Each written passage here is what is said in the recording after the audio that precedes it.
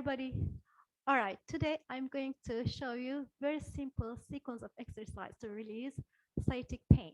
If you have a pain around your buttock right here and goes down on the underside of the thighs or side of your legs down toward your feet, that could be from coming tight piriformis muscles or hip rotator muscles pinching the sciatic nerve. All right, let's get started. For this exercise, you need a yoga block or pillow cushion, something that you can put between your knees just for one exercise. All right, the first one, you're gonna start with a simple stretch, laying on your back. Always keep your feet parallel in even, your knees pointing up. Relax your arms about 45 degrees out to side. Bring your chin slightly down so you're not arching your neck back. You're gonna take your right leg up and place your ankle on top of your knee with a nice angle, right? So the angle should be not too close or not too wide. So the ankle bone is to be right on top of the thigh. Flex your foot. You can always check your pelvis nice and level, and using your outer thigh muscles to pushing your knee out and applying the tension throughout the stretch without tilting your back. Not too much tension, just enough that you are releasing the hip, opening the hip, and then realigning your pelvis, and relax your upper body. Hold it here about 30 seconds to begin with first, and staying with your breath. And even your pain is on the right side, you should do both sides. And after holding 30 seconds, you switch your side and do the other side. Again, very important that you have a nice angle. You're not shifting your pelvis. You're using your outer thigh muscles to push the knee just a little bit and relaxing the upper body. And holding 30 seconds to begin with and going up to 1 minute each side. All right, so next exercise. And you're going to bring your feet together, bottom of the feet and heels together. Again, your pelvic bones nice and level, letting your knees and hips open. Maybe you're going to be like this a little bit, or one is going to be lower, the one is going to be tight and has the pain might be a little higher. So the goal is, as you keep working on this, you'll bring more symmetry and release the hip. Let your lower back arch naturally and relax your middle back into the floor. Open your arms about 45 degrees and just holding the stretch up to, starting again for 30 seconds, up to 1 minute, you can go up to 2 minutes eventually. And just working with your nice deep breathing, holding it for as much as you can.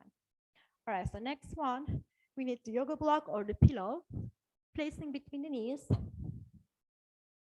And again, very important, your toes, feet parallel, so you're not open wide or pigeon toe. And parallel, knees up. You're holding the block, but you're not squeezing hard that you're overusing your inner thighs. Just feeling the block. Relax your arms about 45 degrees. And now the exercise is squeezing the block and releasing. Again, not squeezing too hard that your pelvis moves or your lower back arch. Just enough that you're using your inner thigh muscles and releasing just a little bit.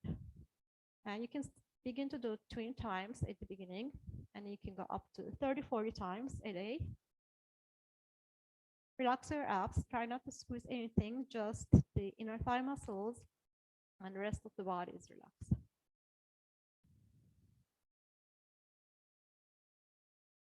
So this is one to pillow squeeze or cushion squeeze, whatever you can do.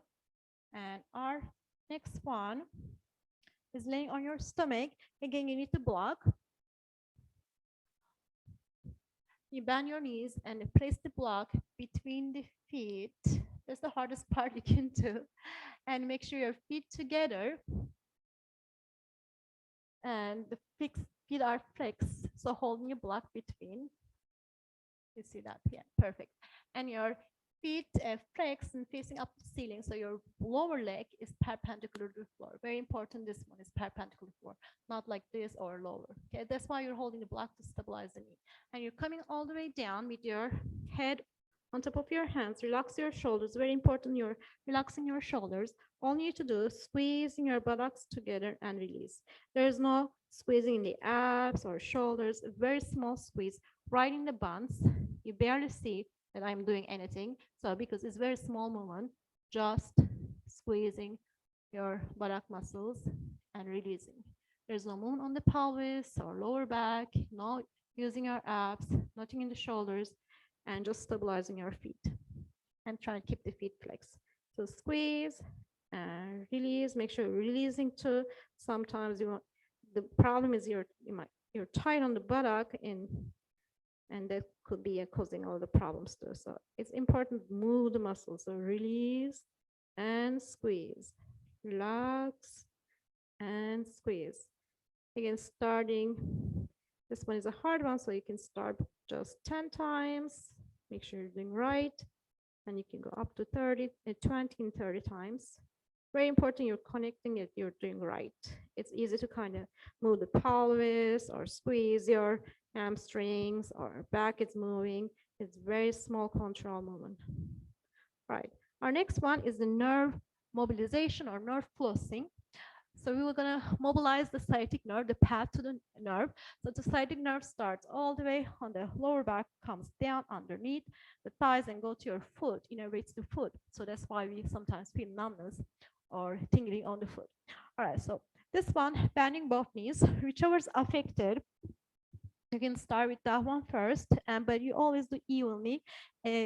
Since you have the right one is, let's say, a problem, you can have the left one a problem too. So think about the prevention and bring symmetry to the body, right? So we're gonna lift the right leg up and slowly, so if you're tight, you're gonna feel it's gonna be hard to extend the knee. So you can start with the bending the knee, bring the leg not too much, just a little bit toward the chest, so it's not this, okay? And hands on the underneath your hamstring to support. So remember, we are mobilizing the nerve, so it shouldn't feel a lot of stretch or any cause pain or nerve or tingling in the foot.